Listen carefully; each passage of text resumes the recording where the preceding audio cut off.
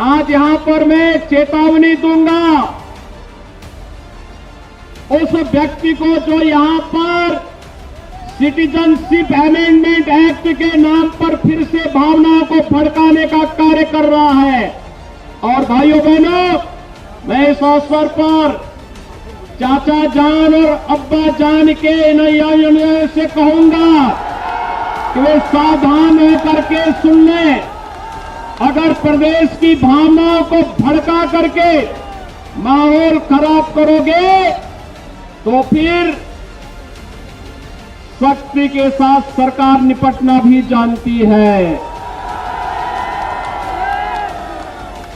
आज प्रदेश में दंगा नहीं, हर व्यक्ति जानता है कि ओवैसी समाजवादी पार्टी के एजेंट बनकर के प्रदेश में भावनाओं को भड़काने का कार्य कर रहे हैं। लेकिन उत्तर प्रदेश आज इस दिशा में आगे बढ़ चुका है। अब दंगा नहीं, दंगा मुक्त प्रदेश के रूप में उत्तर प्रदेश की पहचान है। और आज प्रदेश में जनता इस संकल्प को लेकर के आगे बढ़ चुकी है कि हमें विकास और नए भारत के, नए उत्तर प्रदेश के रूप में अपने आप को स्थापित करना है।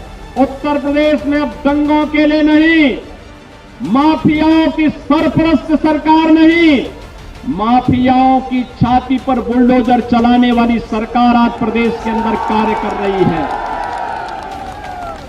मैं यहां पर इसलिए आया हूं कि भारत में मुसलमानों के लिए एक और अहम मसला है CAA का।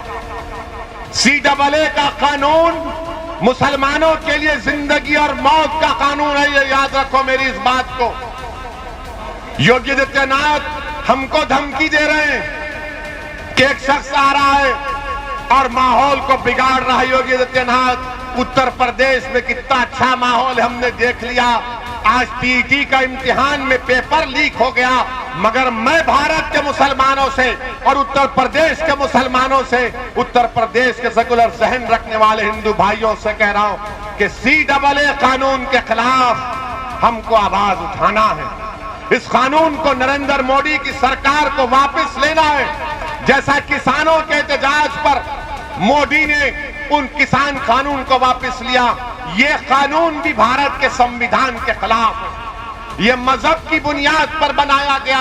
मगर जब मैं इस बात का मुतालबा करता हूं, पूरी पार्लियामेंट में एक तरफ असदुद्दीन ओवैसी भारत के मुसलमानों की आवाज बनकर उनका नुमाइंदा बनने की कोशिश करते हुए, मैं और इम्तियाज जलील ने इस कानून को बीजेपी के 300 एमपीओं के सामने कहा कि जिस तरह गांधी ने उस वक्त के अफ्रीका में सफेद फार्म हुकूमत के गलत कानून को फाड़ दिया था, ओवैसी भी इस कानून को फाड़ता है, इस कानून को रिजेक्ट करते हैं। कहां थी समाजवादी, कहां थी कांग्रेस?